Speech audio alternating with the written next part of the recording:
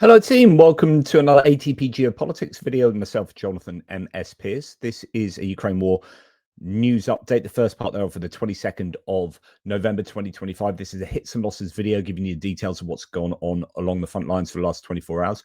We're going to talk about quite a bit today, not least Primary, the ghost unit taking out some serious kit in Crimea. We have a Romanian border crossing that has been targeted by the Russians and blown up by drones. And of course, we're going to be talking a little bit about peace negotiations and the latest concerning that. Anyway, let's get on with it. Before we do, please remember to like, subscribe, and share. That would be super kind, super useful.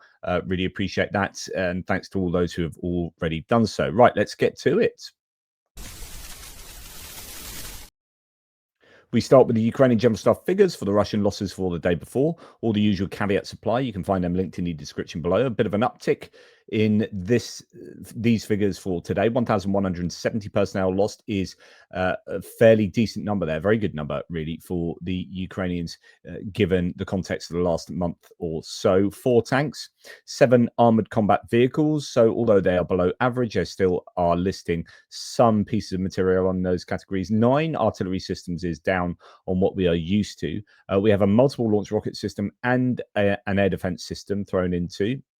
And we have 74 vehicles and fuel tanks to add to the list. So not too bad from the Ukrainian point of view. Before we get to look at a few more sources and nuggets, I want to remind you that there's a great source on Blue Sky. I don't know if he's still on Twitter. I can't remember. Ragnar Beato Goodmanson, who does a little bit like what Dell does with the stats that he compiles and presents for us here with Dell stats that are linked below.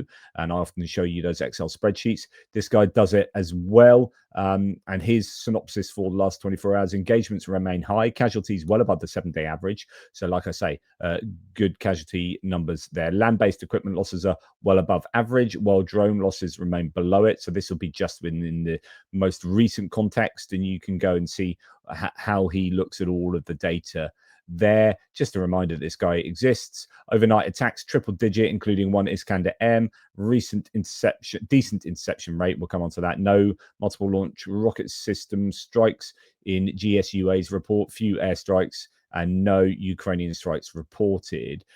Anyway, we'll do a little bit more analysis going forward, and we'll start with actually concerning ourselves with some payment issues. Tim White here says, while JD Vance lies to the American people, and we'll talk a little bit about what JD Vance has said, calling it a fantasy that victory could be close. The economic collapse that will bring down Russia if we persist gets worse. One Russian region has admitted it can no longer afford to pay its soldiers. This is from Novaya Gazeta. So this is being reported from within Russia. In Yakutia, payments to the SVO, Special Military Operation participants, have been suspended due to the lack of funds. Wow. But it doesn't stop there, because we also hear that a shipyard in Yaroslavl, which works for the Russian Defense Ministry, has not paid its workers for almost 2 months, according to Militiani. Many shops stopped working and workers were sent on forced leave. So things are pretty desperate there. There are some cards that the Ukrainians have, even though Trump will tell you that Zelensky has no cards. The sanctions are hurting. The economic situation in Russia is dire, and things are only getting worse. Now, hours after it became known that Trump and Vance want to absolve Russia of all their war crimes, says Tim White, and this is in response to the 28-point peace plan that would have Russia's slate wiped clean in terms of war crimes and horrendous accounts of what they've done. They'll just be, I guess, formally ignored. Another video has emerged of the state terrorists from Moscow appearing to execute 5 unarmed surrendered soldiers. Advance warning, I've blurred the images, but we'll show it in the next post. So it is, it's not cool, obviously. That's an understatement. Now, Ukraine is cleaning up in Pokrovsk, says Jay in Kyiv, referring to I think this is a Ukrainian source here. Right when Putin really needs a propaganda win, more Ukrainian drones than Russians can deal with, he says.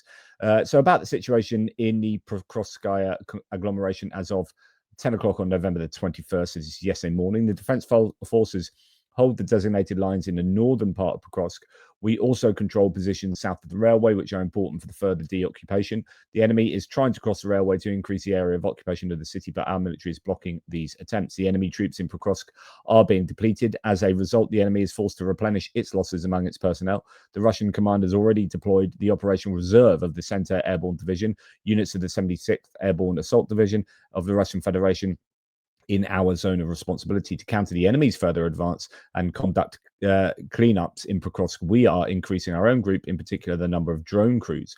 One of the key tasks of our defenders remains the complete blocking of the enemy's logistical routes to the city, including using tactical and army aviation. The northern outskirts of Myrnograd are being cleared of enemy infantry. We're also bringing in additional resources to identify and eliminate the enemy, whose movements have been recorded in the southern part of the city. A small number of enemy groups tried to infiltrate Hrishrin, northwest of Pokrovsk, but the Ukrainian military discovered and eliminated the enemy in time. So that's a Ukrainian account of what's going on. It's very tough, but they seem to be holding the line in Pokrovsk.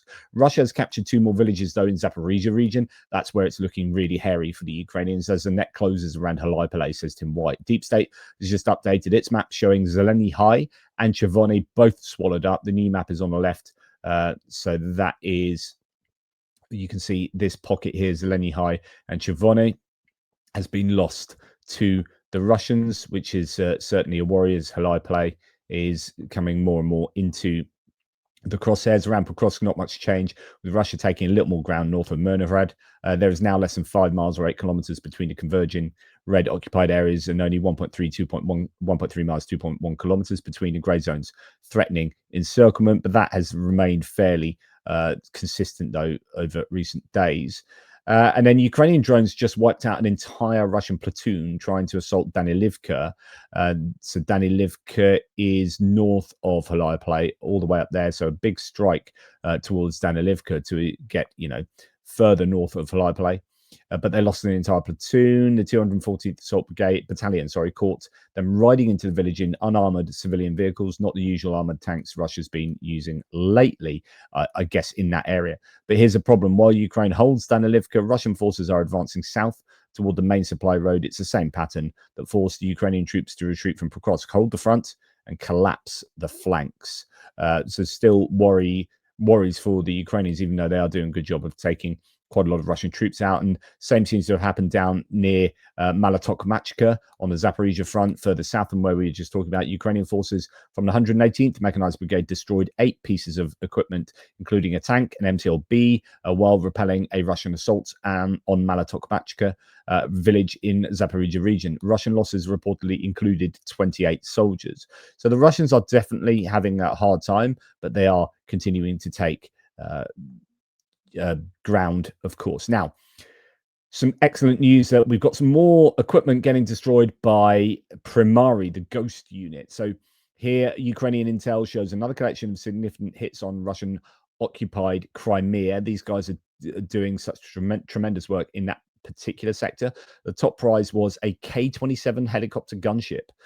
Also destroyed a Lyra A-10 airfield radar complex, 55ZH6U Nebo U radar, another Nebo U getting taken out, Nebo SV radar in the dome design, and a P-18 Terek radar. So lots of really decent kit being taken out by Primary. Yes, again, I've turned the sound off because it's just unnecessary music.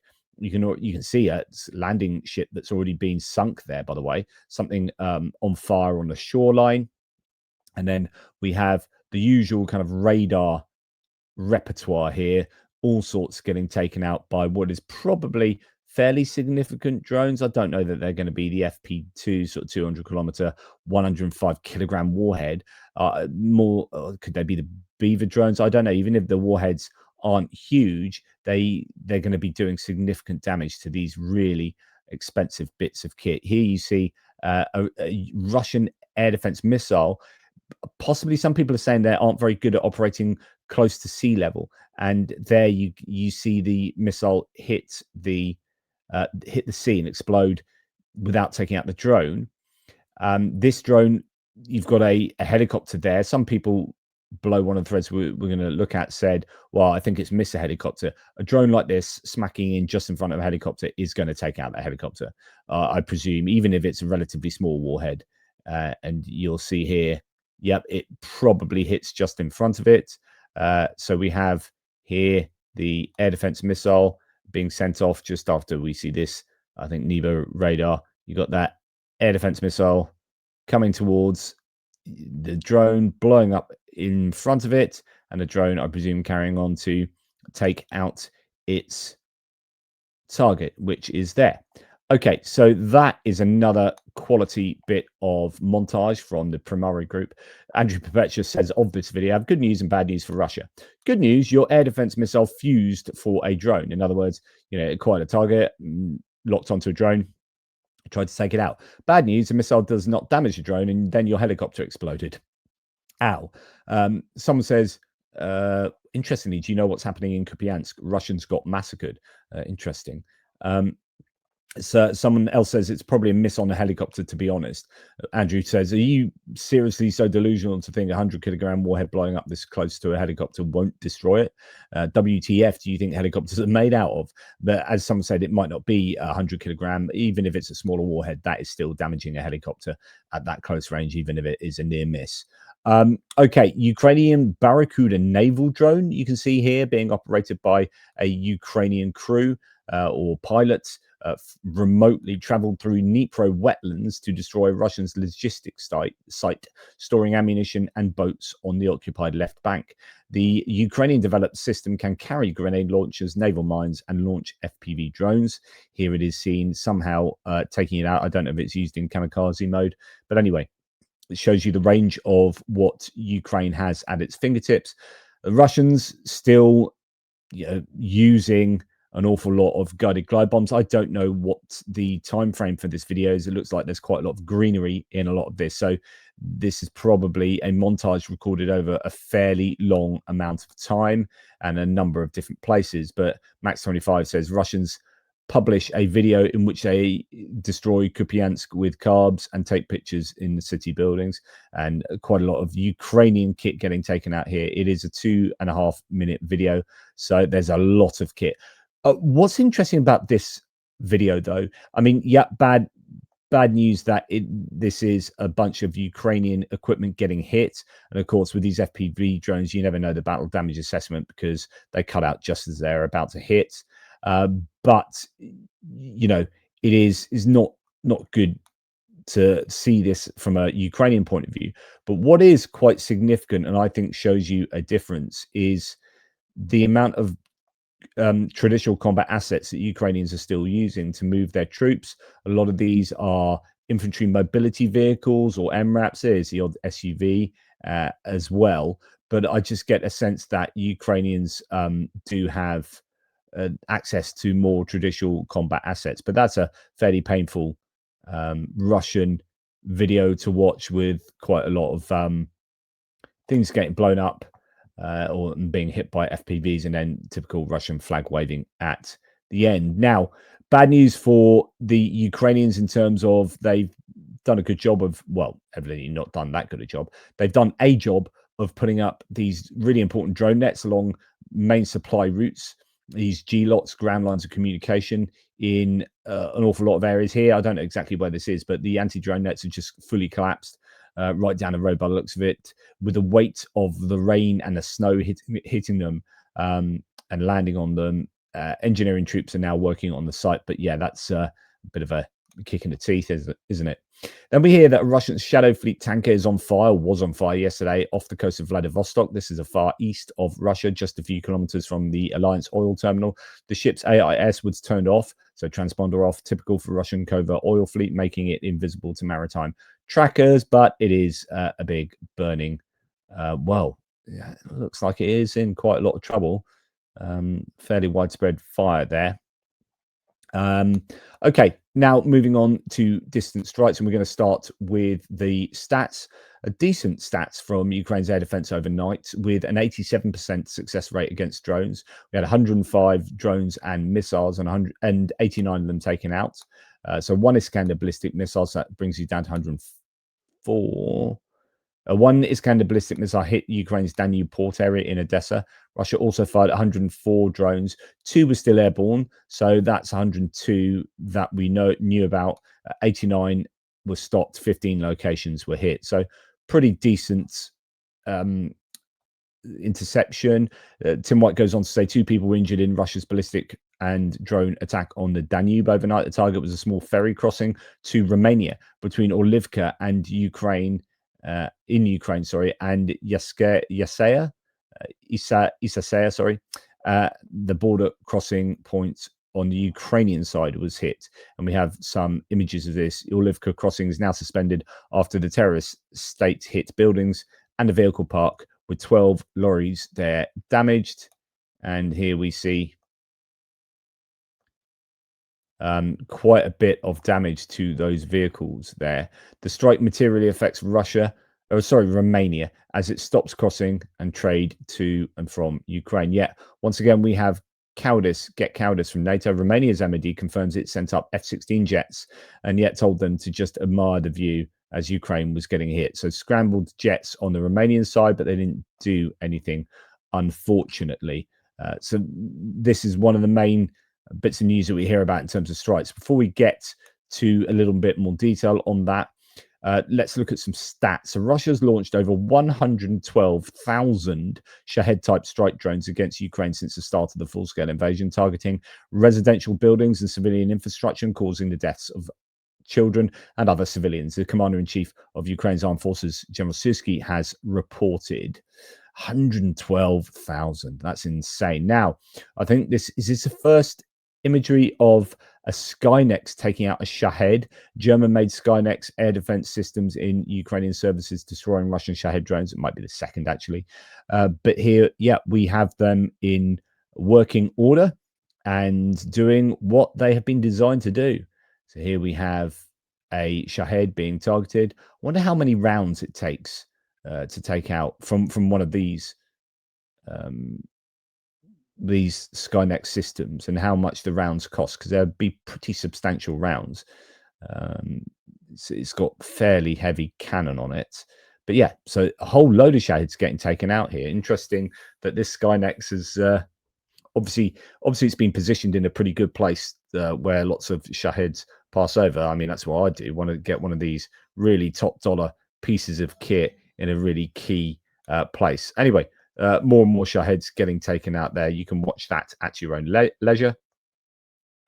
So that's your Skynex. Then we can move on to a Browning. So these heavy machine guns, 50 cal M2 Browning machine gun has much lower range than most other air defense systems, but still useful for when those Shaheds are flying low. Here it successfully takes out a Russian Shahed. So excellent stuff there from that mobile fire crew. But yeah, so Russia struck Orlivka checkpoint in Odessa. It suspended its operations. The consequences are being mitigated against it. Yeah, I don't know. What do I feel about this in terms of, is this a legitimate target? No, it's not. In fact, this is a civilian, I would have thought, target. I don't even know if this is an area where they're getting substantial kit across from Romania. So, yeah, Russia being Russia. And speaking of Russia being Russia, Romanians. Oh yeah, here actually to show you a little bit more here. I don't have the sound on here for you on the way I'm showing this. So even if I had the sound on for me, it won't be on for you. But here they are watching the explosion just across the river at this checkpoint. Oh, I mean, goodness me. It gives you a sense of what Ukraine is involved in. You're just seeing it across the river there. And Donald Tusk has said that Amelka was 7 years old, a Polish child. She died in Ternopil during a brutal Russian missile attack, the one that's now, I think, killed 32. I think there's 7 still missing. She will never fulfill any of her dreams. This cruel war must end, and Russia cannot win it, because this is also a war for the future of our children. That is Donald Tusk saying that, and some added, I guess, rationale for Poland to support Ukraine, even more so, particularly now at this time of dire negotiations between, or not even negotiations, diktats from the US and Russia. Now, Firepoint FP1 drones, these are the long-range drones, not the FP2, which is short-range 105-kilogram ones, short-range 200 kilometers. These are the ones that do your long-distance strikes. They look like the Lyuti, but without landing gear, right? So it's got that upside-down V. Lyuti has landing gear, actually a little bit bigger. Now, it's going to be compared to the Lyuti in a second. So Firepoint FP1 drones account for 56% of the targets hit by Ukrainian long-range drones now, and 51% of those launched. So that's interesting. So they are about half of the drones launched, but have slightly better than half the amount of successful targets hit. So that is to say that these are better at hitting targets than competitor drones.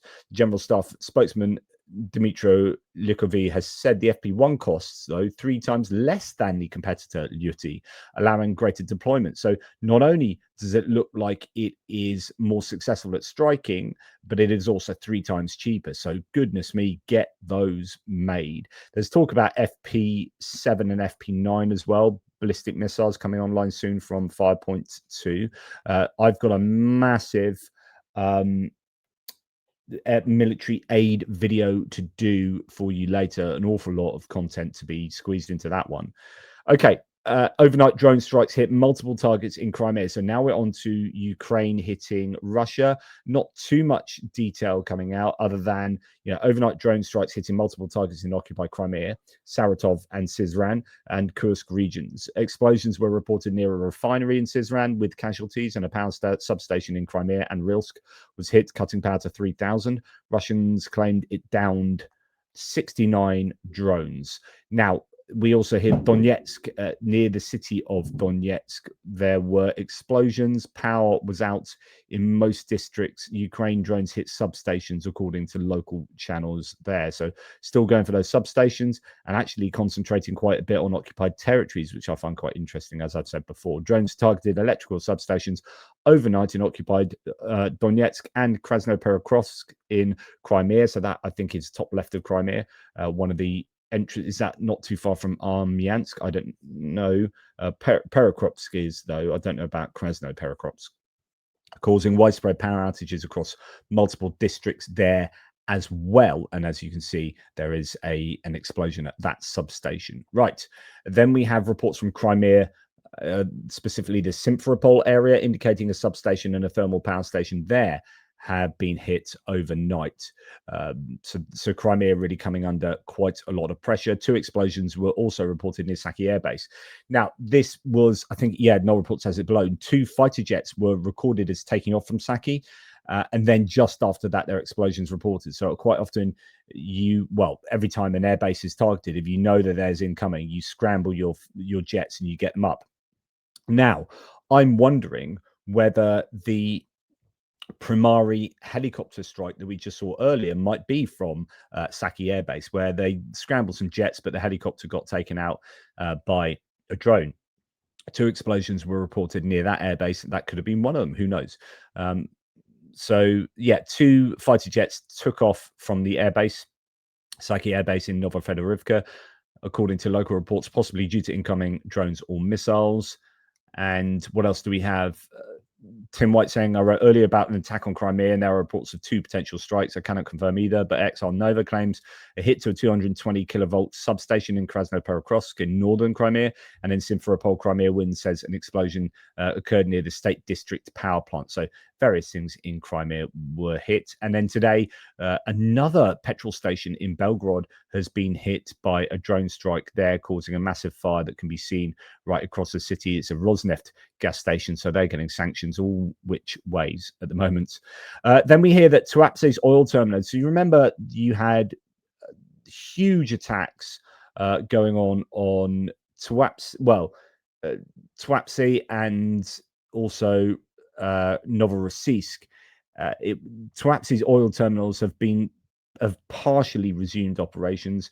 No tankers, though, have appeared at Rosneft's deep water terminal, according to Krimsky Viter. Ukraine struck Tuapse on November the 2nd and again on November the 10th. The terminal suspended oil loading, resulting in large-scale oil spill into the sea. So remember that was a place where you had unmanned surface vehicles striking there. Okay, now we're going to go on to other bits and pieces, and we're going to start with Ukraine is not exporting electricity, is what we heard yesterday, amid current outages due to Russian attacks on the energy infrastructure. All major thermal and hydroelectric power plants have been damaged and are struggling to meet domestic demand. Every available megawatt is used inside the country. What some mistake as exports are actually technical flows, is not commercial sales. So there is no exporting of Ukrainian energy. That's how desperate they are. Now, we have heard that they are working really, really, really hard to get their power grid back up and running and working as it should do. All 9 nuclear power plant units have reached their nominal operating capacity. So they did reduce the load, because not so much the nuclear power stations have been hit, but the substations that distribute their power were hit, and that caused all sorts of problems. Now all 9 nuclear power plant units have reached nominal operating capacity, and Ukraine has increased electricity imports. Thus, there will be more light in the country, according to the Director of Energy Programs of the Razumkov Center, Omelchenko. What else do we have?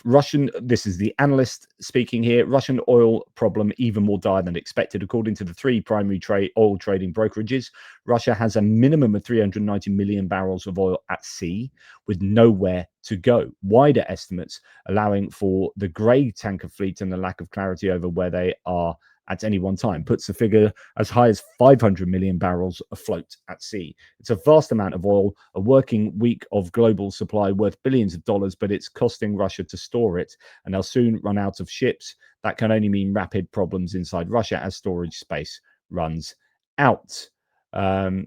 Shutting down oil wells during wintertime in the north will be a mess to restart them later, if it's even possible. I've talked about that previously. They need to keep it flowing, and of course, these sanctions really cause problems there. Now, Anton Gerashenko says Lithuanian railways have suspended the transit of cargo belonging to Lukoil, one of the sanctioned entities, and its affiliated companies to Russia's Kaliningrad region. The company said in a statement. Good news there. Okay, we hear that yesterday. Is this the power lifter? Yeah. So, quote, I'm not a citizen of the country I decided to fight for, but I consider Ukraine my home. I love the country and I love Kyiv infinitely. These were the last words in court of Russian-born Yulia Lemeshchenko, who was yesterday, jailed by Russia for 19 years. Yulia moved to Kharkiv in 2014 and became Ukrainian powerlifting champion, but she was arrested in Russia and found guilty of blowing up power lines in St. Petersburg and helping prepare an assassination attempt on the commander of an airbase, which launched attacks on Kharkiv. So she's now been put away for 19 years. That is a shame for the Ukrainians, obviously, and for her in particular. Now, Lukashenko, the dictator for Belarus, has pardoned 31 Ukrainian citizens who will be returned home. The decision was allegedly made in development of the agreements reached between Trump and Lukashenko at the request of the Ukrainian side, and in order to create conditions for the settlement of war in Ukraine. That's the claim. I don't know what Belarus are being given, what kind of concessions there are from the US in terms of sanctions. I imagine that'd be something to do with it. But these are apparently 31 mainly pro-Ukrainian Ukrainians. You'd hope so. Don't know why. There's no details on why they were imprisoned. What the exact details of this are yet, but I'm sure it will emerge over the next day or so. The Trump administration. Right now, we're going to get onto peace negotiations, or I think negotiations is the wrong word. Peace dictations. The Trump administration has given Ukraine until Thursday to accept the promised peace deal, telling Kyiv officials, we need to get this shit done, according to the Financial Times. Wow. So, yeah, say it like it is. US Army Secretary Dan Driscoll, he's one of the guys that's just been sent over to Kyiv. He is also, I think, a friend of JD Vance. I think they went to college together and whatnot. I don't know if that means anything other than it looks like he is doing the White House bidding, fully in line with Witkoff and Trump's desires to see Ukraine completely capitulate. US Army Secretary Dan Driscoll warned NATO allies that if Ukraine doesn't sign a peace deal by Thursday, the terms will become significantly harsher. Driscoll, now Trump's special envoy on the peace plan, made this statement in Kyiv after talks with Zelensky, the Guardian reports. And of course, now we know that Keith Kellogg has been sidelined and will be stepping back in January. I think he's out now, being replaced by this guy who appears to want to do exactly what Trump and Witkoff want, which is exactly who is it? No, it's not Ukraine. Oh, it's Russia. That's exactly what Russia wants. Yeah, that was it. God, I forgot then. This is causing all sorts of response. And I did a video detailing this last night. Many Republicans actually coming out and being absolutely incandescent with rage and frustration about what the Trump administration is doing. This is Senator Mitch McConnell saying Putin has spent the entire year trying to play President Trump for a fool. If administration officials are more concerned with appeasing Putin than securing real peace, then the president ought to find new advisors. He's not quite blaming Trump, but he's blaming his advisors. Rewarding Russian butchery would be disastrous to America's interests, and a capitulation like Biden's abandonment of Afghanistan, which was actually a result of Trump's own Doha deal, but nonetheless, would be catastrophic to a legacy of peace through strength. Absolutely. So lots of people coming out and really, really slating the Trump administration's position, but they are doubling down. They're going hard on forcing Ukraine to capitulate. Norwegian Prime Minister Jonas Gahr Støre confirmed that Europe is preparing a joint response to Trump's Ukraine peace plan. Speaking from the G20 summit, he stressed that forcing Ukraine to give up territory violates its constitution. Europe aims to offer a counterbalance where the US proposal falls short. We hear that Europe is desperately trying to basically find time. They're trying to convince Trump to slow down a little bit and to try and get that peace plan largely changed. We know that, Merz, Macron, and Starmer, I don't know if it's Tusk as well, are going to meet today to discuss this. Slovak Prime Minister, on the other hand, Robert Fico, said the government supports the peace plan for Ukraine proposed by President Trump. But get this, according to him, the document is bombastic, and if adopted, Russia would, quote, emerge as a complete winner, morally and economically strengthened. So we support this plan, and if it is put in place, Russia will be the complete winner, morally and economically. In other words, Robert Fico has said Slovakia, he, and therefore the Slovakian government fully support Russia's complete victory and its moral and economic strengthening. Absolutely incredible. Now, a group of senior US generals may fly to Moscow late next week to discuss the US peace plan for Ukraine, says The Guardian. Honestly, they've just got to jettison the US and just stop letting them get involved. This is just, it's just terrible. It's terrible. Now, Ukraine has formed, though, a formal delegation for these Trump peace talks, or at least a plan. The team is headed by Presidential Chief of Staff Andriy Yermak and includes National Security Defense Council Secretary Umerov. These two are fairly controversial at the moment. So that's an interesting set of choices there. The GUR, so the intelligence chief, Kirilo Budanov, and other top defense and intelligence officials. Talks will take place in Switzerland. So it looks like they will happen fairly soon in Switzerland. Now, the US Vice President, JD Vance, reckons he's smart, doesn't he? Says Tim White. So it's impossible he can believe his own nonsense here and disregard what history tells us and what we know. The surrender framework is because Trump and Vance are impotent. They're not important. They're impotent, unable to get Putin to even agree to a ceasefire for 8 months. So JD Vance says any Ukraine-Russia peace plan has to do these three things, right? And notice what is absent from here, by the way. So a peace plan has to stop the killing while preserving Ukrainian sovereignty, be acceptable to both Russia and Ukraine, and maximize the chances the war doesn't restart. What he doesn't say is that it needs to be just. There is the kind of lasting bit, stop the killing and preserving Ukrainian sovereignty and maximizing the chances it doesn't restart. So that's your sustainable bit. There's no talk of justice here. There's no talk about Russia getting its just desserts. There's no kind of fairness here, although that might be seen as embedded within be acceptable to both Russia and Ukraine. But what's acceptable to Ukraine? What do you mean by acceptable? Do you mean what they'll sign up to agree to? Because they'd probably be forced to sign up to something they don't find acceptable. But the US has them over a barrel. JD Vance says every criticism of the peace framework and the administration is working on either misunderstands the framework or misstates some critical reality on the ground. Bollocks. There is a fantasy that if we just give more money, more weapons, or more sanctions, victory is at hand. Peace won't be made by failed diplomats or politicians living in a fantasy land. It might be made by smart people living in the real world. You just completely misunderstand the situation there.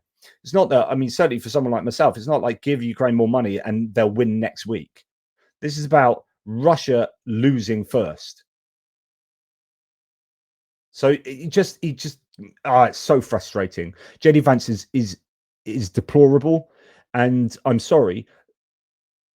Donald Trump is just, I think he's just evil. The way lots of you were remarking, and I meant to remark on it yesterday. I played you a little excerpt of Donald Trump speaking to Brian Kilmeade and talking about how Russia would just keep taking more land, and he laughed. He laughs. He kind of he's not taking it seriously. He's not. It's just Now, bit of an about face here. I think maybe Nigel Farage has read the tea leaves.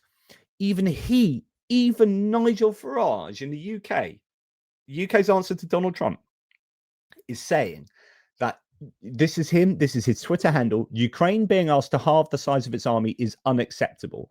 I'm waiting to see a counter proposal from Zelensky's government. Wow. Nigel Farage has gone on record to be critical, really, of a Trump plan. Absolutely incredible. Carol Cadwallader says, and I'm just going to finish on this because I did a video on this yesterday. Please go and watch it, about investigations being talked about with regard to some of our UK politicians in a Reform UK political party. Nathan Gill, the guy that went down for 10.5 years. Gill is going down for 10.5 years, but the bigger picture is that the UK is still at risk. Caroline Lucas, so former Green MEP for Brighton, who was a superb politician, I think, and a really good human being, Caroline Lucas, has been fighting for an inquiry into Russian interference with All the Citizens, which is the Citizens exposes big tech and whatnot, since 2020. So for 5 years, they've been asking for a formal investigation into Russian interference in UK politics. Why on earth would the government deny an inquiry now? What possible reason does it have? So why would the Labour government deny this? I mean, this is something that's predominantly happened under the Conservative government, and then they buried a report into Brexit being interfered with by Russia. Caroline Lucas says Gill's conviction for taking Kremlin money is yet more evidence of Russian influence in our politics, as the Russia report itself found. So when will ministers finally investigate the wider interference? Why must we pursue in court? Absolutely 100%. Anyway, that's enough from me. Hopefully that was of use. I really appreciate your support. Thank you so much. And please remember to like, subscribe, and share. It all helps. Thank you. Take care. I'm going to speak to you soon.